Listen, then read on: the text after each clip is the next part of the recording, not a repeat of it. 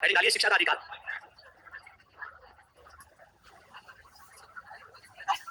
थोड़ी देर से करते रहेंगे। हाँ जी, क्या कह रहे हो? नहीं, पीछे कुछ कह रहे थे। एक बिंदु कौन सा बताओ? वो तो मुझे पता, लास्ट में पढ़ाऊंगा उसको। सबसे लास्ट में आपको लीडर बना के भेजूंगा। अपनी स्कूल में आपको लीडरशिप करनी है, पहले बना दूंगा तो मुझे परेशान कर लोगे, इसलिए लास्ट में बनाऊंगा। और उसमें लीडरशिप की स्टाइल की बात करेंगे, कौन कौन सी शैलियां हैं और किस तरह से लोग अपने काम को करवाते हैं, वो तो लास्ट में बताएंगे। हेडिंग डालो भाई, शिक्षा का अधिकार, राइट टू एजुकेशन। शिक्षा का जो अधिकार है, देखिए सबसे इंपॉर्टेंट टॉपिक। दूसरा इसकी महत्वता देखिए, हेडमास्टर की परीक्षा हुई, 42 टॉपिक थे उसमें, लेकिन उसमें से एक टॉपिक से 14 सवाल पूछे गए। 20 सवाल आने थे, 20 में से 14 सवाल मात्र एक ही टॉपिक से पूछे, और वो भी सारे संशोधन आज तक हुए वो पूछ लिए। जो आप गाइड पढ़ते हैं, किताबें पढ़ते हैं, उनमें अमेंडमेंट नहीं आते जुड़ के कभी भी। जो 2009 का कानून है, छाप दिया, तीसरी हो गई, और उसमें सारे उसने क्या पूछे, संशोधन पूछे एग्जाम में। बच्चे ढूंढते रहेंगे संशोधन कहां से गए। संशोधन हमेशा जारी किसमें होते रहते हैं, सरकार द्वारा नोटिफिकेशन जारी होते रहते हैं, ये संशोधन किए। तो मैं आपको सारे संशोधनों को भी पढ़ाऊंगा इसके साथ साथ, इसमें कब कहां और कैसे संशोधन हुए, इसलिए इसको बहुत ही बारीकी से समझना है इस कानून को।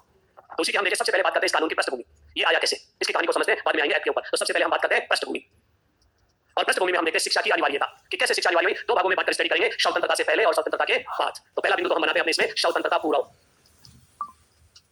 और एक स्थिति बनाते हैं स्वतंत्रता पश्चात।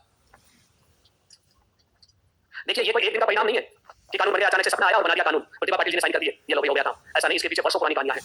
और कहानी की शुरुआत होती है इंग्लैंड से। 1870 की बात है, इंग्लैंड ने अपने क्षेत्र में शिक्षा को अनिवार्य कर दिया कि सभी बच्चों को पढ़ना जरूरी है। इसलिए उस समय भारत भी क्या था, इंग्लैंड का उपनिवेश था। तो भारतीयों ने भी पहली बार मांग करी अंग्रेजों से, हमारे देश में भी शिक्षा अनिवार्य कर दो ताकि बच्चों का भी भला हो जाए। तो पहली बार हमारे देश में जो मांग की जाती है 1882 में। तो कहानी कहां से शुरू होती है हमारी, 1882। उस समय देखिए आयोग आया था जिसका नाम था भारतीय शिक्षा आयोग। क्या नाम था, भारतीय शिक्षा आयोग। कब आया था, 1882। इस आयोग को हम हंटर आयोग भी कहते हैं, क्योंकि फिफ्थ हंटर इसको क्या बनाया था, अध्यक्ष, हंटर आयोग भी कहते हैं। और पहली बार भारतीयों ने इस आयोग के सामने मांग रखी थी, हमारे देश में भी शिक्षा को क्या किया जाए, अनिवार्य किया जाए। तो देखिए हमारे पहला सवाल यहां से बनता है, भारत में शिक्षा को अनिवार्य करने की मांग कब की गई, इस आयोग के सामने। कौन सा कमीशन था, इंडियन एजुकेशन कमीशन आया था, हंटर आयोग। क्या की थी, पहली बार मांग करी थी, यहाँ पहली बार मांग थी शिक्षा की। उसके बाद देखिए कहानी आगे बढ़ती है। अंग्रेजों ने तो देखिए नकार दिया, तो भारतीय राजाओं को उस समय जो राजवंश थे उनको बहुत बुरा लगा, और सबसे ज्यादा देखिए बुरा लगा था बड़ौदा के महाराजा सियाजी राव गायकवाड़ साहब को। और उन्होंने पहली बार अपने क्षेत्र में 1800 देखिए 92 के अंदर शिक्षा को अनिवार्य कर दिया। कहां पर किया था, 92 में शिक्षा अनिवार्य की, सियाजी राव गायकवाड़ द्वारा। बड़ौदा के पास है अमरेली क्षेत्र, वहां पर शिक्षा क्या हो जाती है, अनिवार्य। किसके द्वारा की गई, सियाजी, शिवाजी नहीं है, सियाजी राव गायकवाड़ द्वारा अमरेली में शिक्षा अनिवार्य की।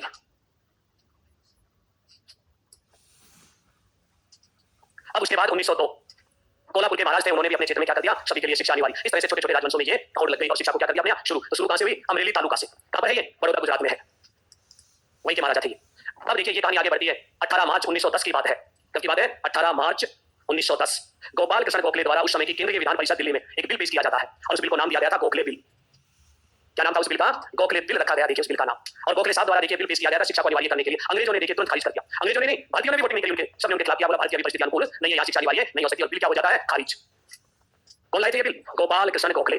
गोपाल कृष्ण गोखले साहब लाए थे। देखिए इसीलिए गोखले साहब को देखिए कहा जाता है आरटीई का जनक, क्योंकि पहली बार कानून बनाने का प्रयास गोखले साहब ने किया था, इसलिए इनको हम क्या कहते हैं, आरटीई का जनक कहते हैं। ये कहानी है आजादी से पहले की, आरटीई का जनक या पिता या फादर।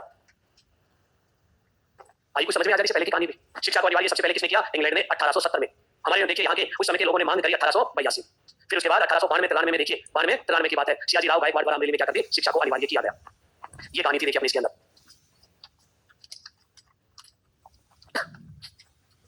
उतार लीजिए कितने तक है, 3। अब चलते हैं स्वतंत्रता के पश्चात, आजादी के बाद। आजादी के बाद देखिए 26 जनवरी 1950 को हमारा संविधान लागू हुआ, और शिक्षा को रखा गया संवर्धन, उसमें राज्य सूची। शिक्षा को किसमें रखा गया, इसमें राज्य सूची का विषय बनाया।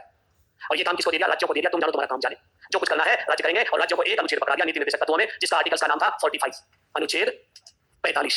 ये अनुच्छेद था, मूल संविधान की बात कर रहा हूं। क्या लिखा हुआ था इसमें भी, अनुच्छेद 45 में क्या लिखा हुआ था, बड़ा होगा पॉलिटिकल वालों के तो भरमार है यहाँ।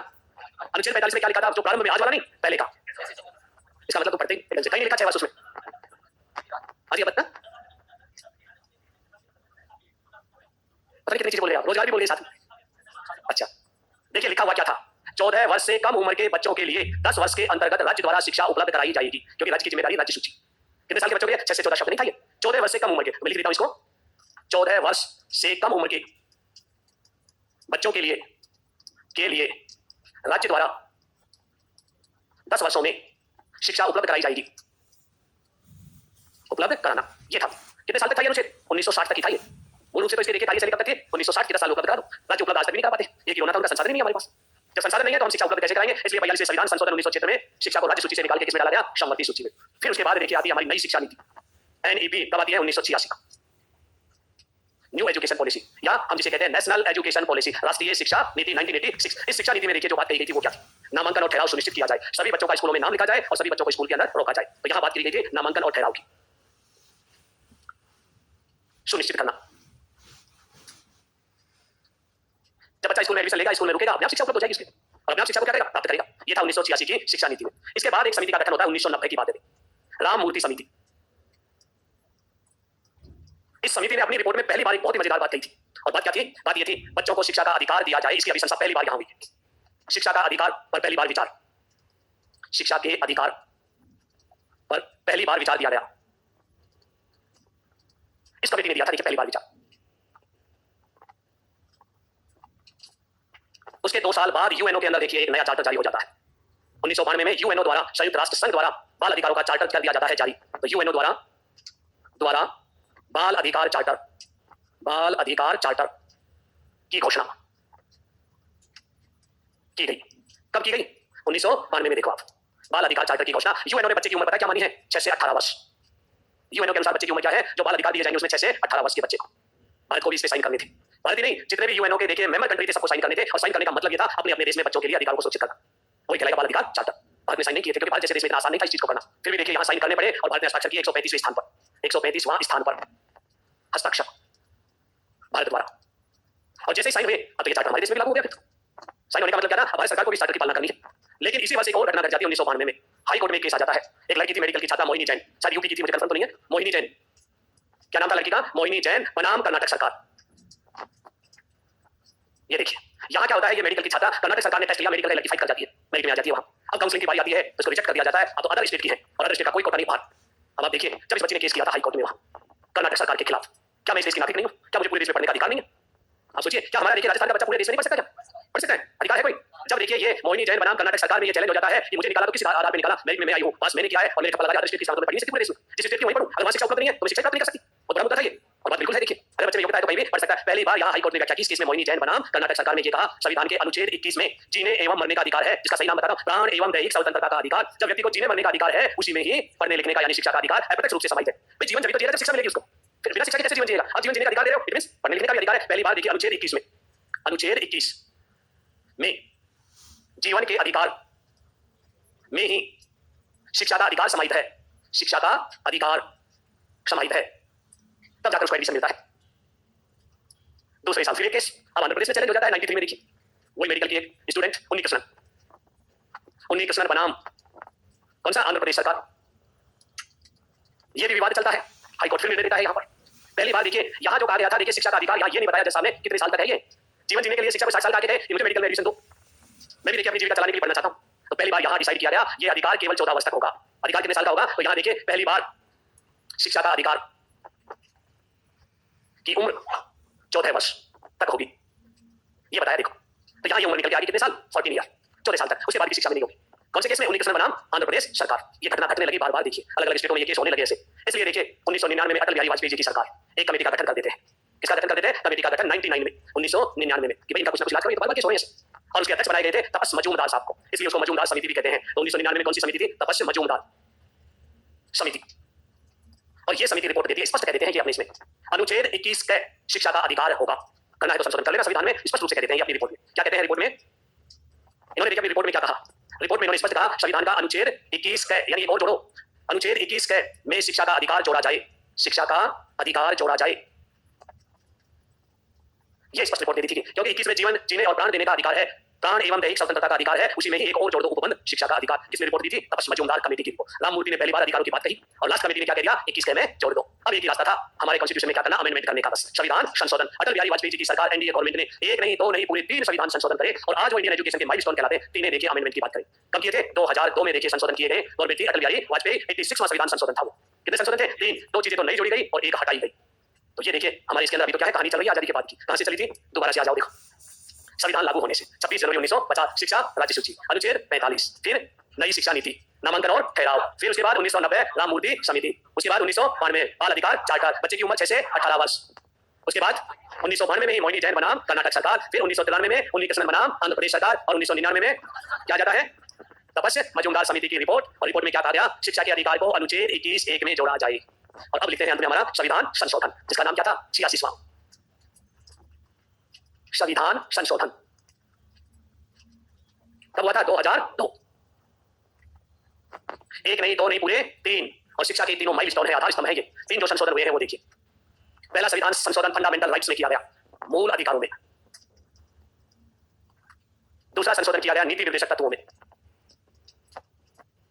नीति निर्देशक तत्व नीति की बातें बताते हैं ताकि हमारा राज्य लोक कल्याणकारी बन जाए। इन चीजों की पालना करोगे तो देखिए हमारा राज्य कैसा बनेगा? लोक कल्याणकारी बनेगा। और उसके बाद फिर आते हैं देखिए यहाँ पर ड्यूटीज कर्तव्य, मूल कर्तव्य।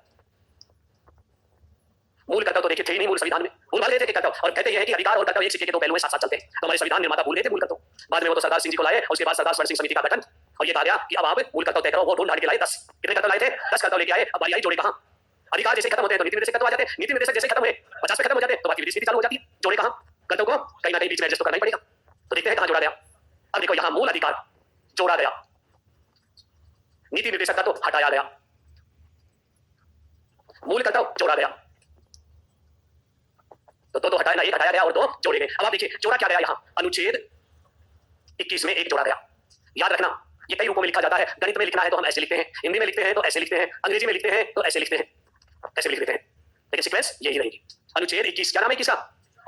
प्राण एवं दैहिक स्वतंत्रता। ये पॉलिटिकल वाले याद करेंगे ऐसे कंप्लीट। तो हम तो ऐसे करें, जीने और मरने का अधिकार, जीने और मरने का यानी जीवन का और मृत्यु का, प्राण एवं दैहिक स्वतंत्रता का अधिकार। यहां देखिए जो हटाया गया, रिमूव किया गया अनुच्छेद 45। अभी तो पढ़ाया था मैंने 45, 10 साल तक ही तो था ये। हम तो काफी दूर लिया है 2002 तक।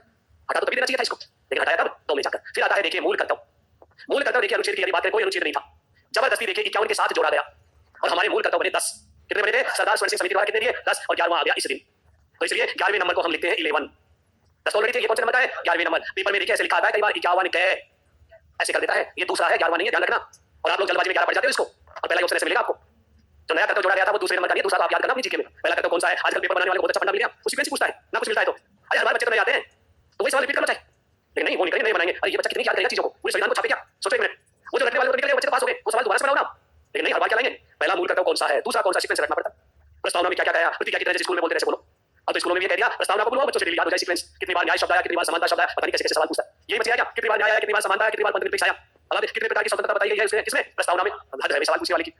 स्पेशल सब्जेक्ट में पूछ लो, जीके वालों को परेशान करते हो है या नहीं बात, लेकिन जीके में भी पूछते हैं ऐसे सवाल। तो ये नहीं देखना हमें क्या पढ़ना है, अनुच्छेद 51 के 11। अंग्रेजी में लिखेंगे तो कौन सा अक्षर आएगा?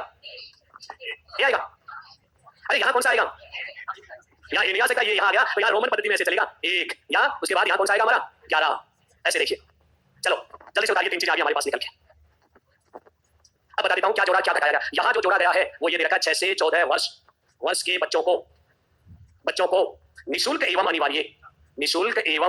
अनिवार्य शिक्षा का अधिकार।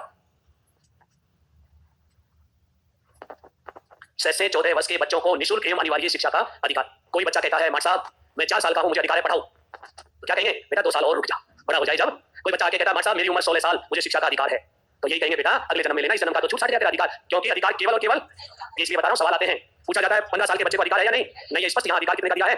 6 से 14 वर्ष के बच्चे को ही राइट टू एजुकेशन होगा, और वो भी कौन सा? Free and compulsory education. इन शब्दों से भी सवाल आते हैं, उनकी भी बात करेंगे हम।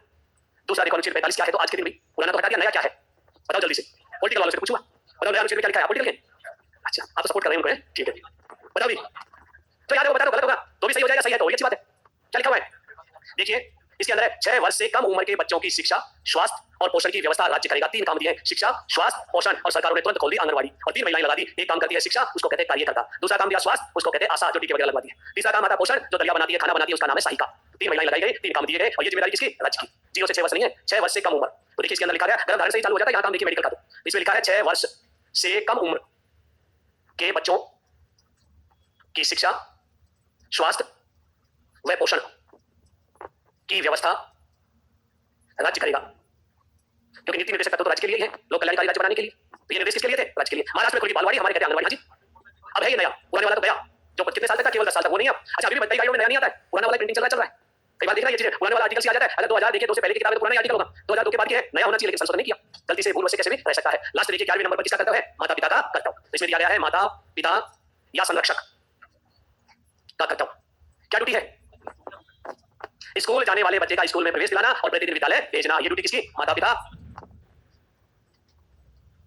आया कुछ समझ में? संशोधन कितने संशोधन हुए? अभी सवाल आया था एग्जाम में, वो बता पूछा भाई, चलो उठा लियो।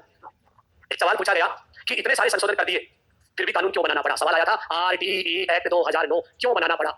ऑप्शन सुन लो। ऑप्शन 1 अनुच्छेद 21 क को लागू करने के लिए, ऑप्शन अनुच्छेद 45 को लागू करने के लिए, ऑप्शन 3 अनुच्छेद 51 क 11 को लागू करने के लिए, ऑप्शन 4 सबका दिमाग खराब करने वाला उपरोक्त सभी। अरे तीनों संशोधन हुए थे, कानून क्यों बनाना पड़ा अभी? अजी पहले ऑप्शन में क्या था, दूसरे में क्या था, इसको लागू करना, तीसरे में क्या था, इसको, और चौथे में क्या था, तीनों को ही लागू करने के लिए हमें क्या बनाना पड़ा, कानून। तो सही आंसर क्या होगा? सही आंसर होगा 1, अधिकारों को संरक्षण प्रदान करने के लिए कानून बनाए जाते हैं। अगर नीति की बातों के लिए भी कानून बना लिया तो फिर तो हो गया था। अगर हमारी ड्यूटी के लिए भी अगर कानून बना दिया तो रोड के बाईं ओर चलते ही 1000 की पर्ची कटेगी। भाई हमारे देखिए क्या है, रोड के कौन सी साइड चलना चाहिए, और दूसरी साइड जाते ही कानून बन गया तो सजा मिलेगी, चल जेल में 2 दिन। रोड की दूसरी साइड चल रहा था, तो कभी तत्वों के लिए कानून नहीं बनते, नीति निर्देशक तत्वों के लिए कानून नहीं बनते। किसके लिए कानून बनाए जाते हैं? अधिकार। और अधिकार कौन सा था? 6 से 14 वर्ष के बच्चे को निःशुल्क एवं अनिवार्य शिक्षा प्रदान करने के लिए क्या बनाया गया, और कल कानून बनाएंगे, 7 बजे से हमारी क्लास होगी। ठीक है भाई।